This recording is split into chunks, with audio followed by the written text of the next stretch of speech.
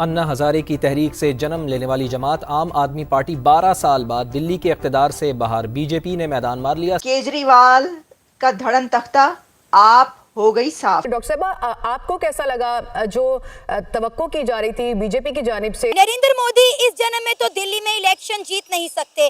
अगर नरेंद्र मोदी को दिल्ली में इलेक्शन जीतने हैं तो उन्हें दूसरा जन्म लेकर आना होगा। ये कहना था आम आदमी पार्टी का। हिंदुस्तान के अंदर जो बीजेपी की तरफ से एक सोच चलाई गई थी कि वो एक हिंदू जो है हिंदुस्तान बनाएंगे। क्यों जीता मोदी, क्यों जीता मोदी की पार्टी, क्यों जीती? तो कहा जा रहा है डेवलपमेंट जीती है, महिला जीती है, गवर्नेंस जीती है। जो उनके रियासती इदारों के साथ, बिलखसूस उनके हिंदुस्तानी फ़ौज के साथ, हिंदुस्तानी पुलिस के साथ जो उनके ताल्लुकात हैं, उसके अंदर वो इजाफा भी करेंगे और उसको इस्तेमाल करने की कोशिश भी करेंगे। ये कहा जाता है कि ये जो इलेक्शन है ये बड़ा इंपॉर्टेंट था कि इसमें इज्जत बेइज्जती का मसला होता है। अरविंद केजरीवाल और डिप्टी वजीर मनीष सिसोदिया भी अपनी निशिस्तें ना बचा सके।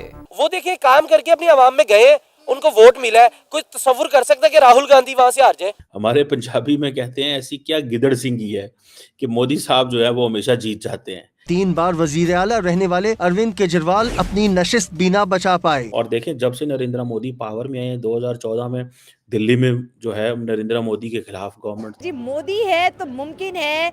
ये नारा 26 साल के बाद जी दिल्ली के अंदर लग गया। अवाम को मुफ्ता नहीं चाहिए। और मोदी साहब की क्या टैक्टिस रही है कि वो दिल्ली के अंदर विन के इलेक्शन कैंपेन क्या आती है और क्या इंडिया के अंदर जो डेमोक्रेसी के अंदर जो उतार चढ़ाव आ रहे हैं इसको दुनिया कैसे देखती है? और आग लगाई हुई है सोशल मीडिया पर, हर जगह तहलका मचा हुआ है कि नरेंद्र मोदी की जो जमात है बीजेपी, वो दिल्ली में इलेक्शन जीत गई है। ऑपोजिशन, अभी तक किसी ऑपोजिशन की तरफ से कोई बयान नहीं आया उनके कि हम एहतजाज करने नहीं कर रहे, धांधली होगी, हम तोड़फोड़ करेंगे। ये हमारे मुल्क में अनफॉर्चुनेटली ये है, चाहे वो कोई हुकूमत में बैठा है चाहे कोई ऑपोजिशन में बैठा है, जब उसके खिलाफ आ जाते हैं ना रिजल्ट, तो वो कहते हैं भाई हम एहतजाज करने लग जाएंगे, मुल्क का हम जो है वो जितना भी अमन अमान है वो खराब करने लग।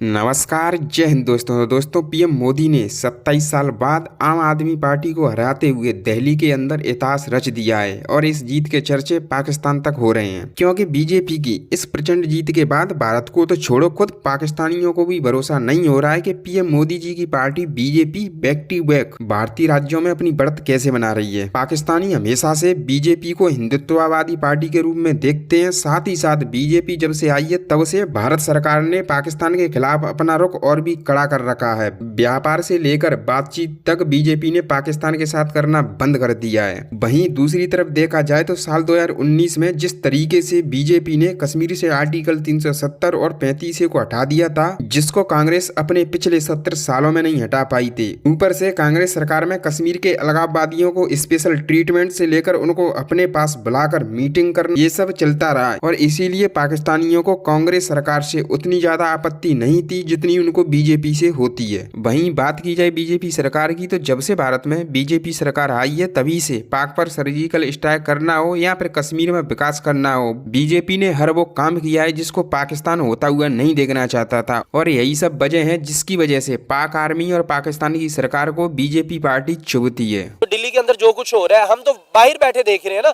जो हमें मीडिया दिखा रहा है या जो हमें वहां पर कुछ हमारे जराए वो खबर हमें कोई दे देते हैं, वो तो ठीक है। लेकिन जो उधर की आवाम को शायद ये लग रहा हो कि आखिर हम आम जनता पार्टी को कब तक वोट करें।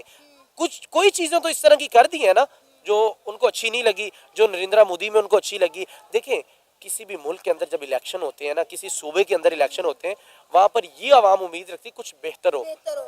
तो अगर बेहतर उनके लिए मोदी है, हमें क्या इससे फर्क पड़ता है, उनके लिए बेहतर है। बट यहाँ पर हमारे लिए बहुत बड़ी एक सबक सीखने वाली बात है कि वक्त का चाहे वजीर आजम हो चाहे ओपोजिशन लीडर हो, जब इलेक्शन हो जाता है ना भाई, चुप करके मुंह बांध के 5 साल अपने घर में बैठ जाए, ना जलील करे आवाम को। देखें, इंडिया के अंदर भी तो 5 साल वजीर आजम पूरे कर रहा है, ऑपोजिशन को निकलती सड़कों के ऊपर।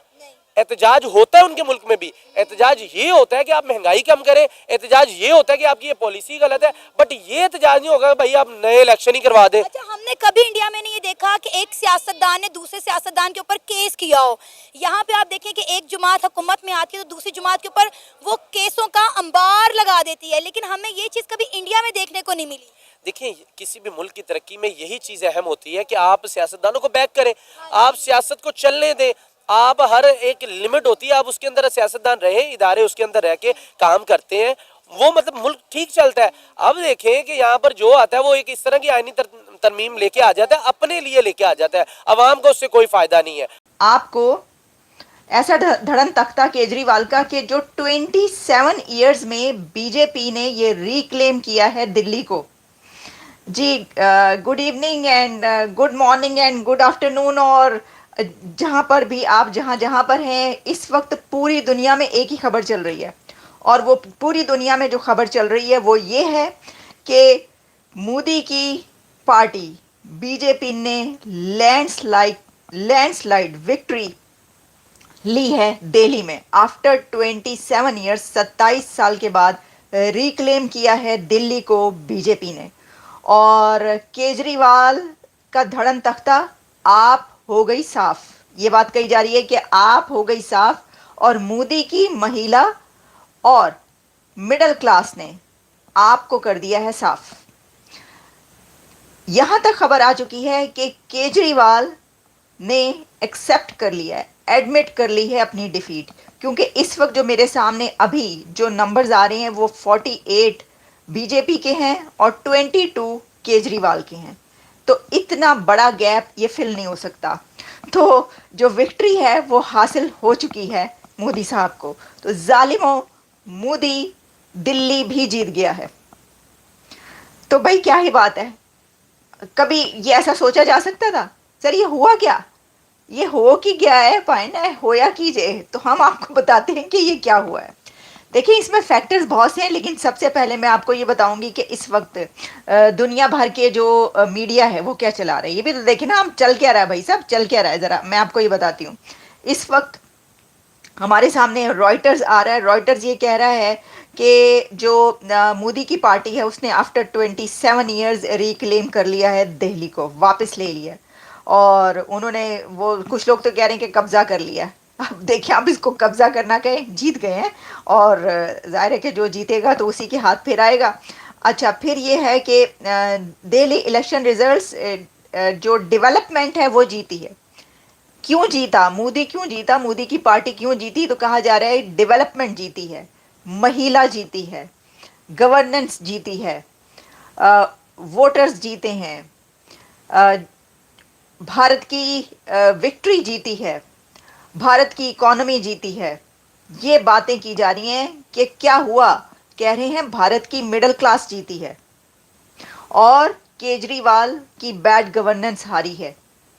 दिल्ली का एटमॉस्फेयर, एनवायरनमेंट, और हमारे जो इलेक्शंस रिजल्ट्स हैं जब आते हैं तो हमारी दोनों पार्टीज आपस में लड़ती नजर आती है कि धांधली हो गई, हमारा जो मैंडेट चोरी हो गया, ये सिलेक्टेड है, ये इलेक्टेड नहीं है। लेकिन अरविंद केजरीवाल ने अभी प्रेस कॉन्फ्रेंस करके कहा ठीक है भाई, आवाम का फैसला है, आपने बीजेपी को सुना, हम जो है अपोजिशन में बैठेंगे। तो ये जीत की खुशी और हार को तस्लीम करना, ये पैशन हमारे यहाँ थोड़ा लैक नहीं कर रहा, आपको लगता है? हाँ, क्योंकि पाकिस्तान और इंडिया को इलेक्शन के लिहाज से आप कंपैरिजन नहीं कर सकते। पाकिस्तान में एक ही फ्री एंड फेयर इलेक्शन हुआ 1971 वाला, उसके नतीजे में हमारा मुल्क 2 लाख हो गया। उसके बाद जो हमारा ECP है, इलेक्शन कमीशन ऑफ पाकिस्तान, वो गवर्नमेंट के अंदर है, वो एक इंडिपेंडेंट इंस्टीट्यूशन नहीं है। ऑल्दो आईन पाकिस्तान ने उसे एक आज़ाद इदारा डिक्लेयर किया है, लेकिन फिर भी उसके ऊपर गवर्नमेंट का इन्फ्लुएंस होता है, जिसकी वजह से वो आज़ादाना फैसला नहीं कर सकते। इंडिया और पाकिस्तान में जो फ़र्क है, क्योंकि वहाँ के पॉलिटिशियन क्यों इलेक्शन को रिजल्ट को एक्सेप्ट कर देते हैं, उसकी रीज़न ये है कि वहाँ पे फ्री एंड फेयर इलेक्शन होता है।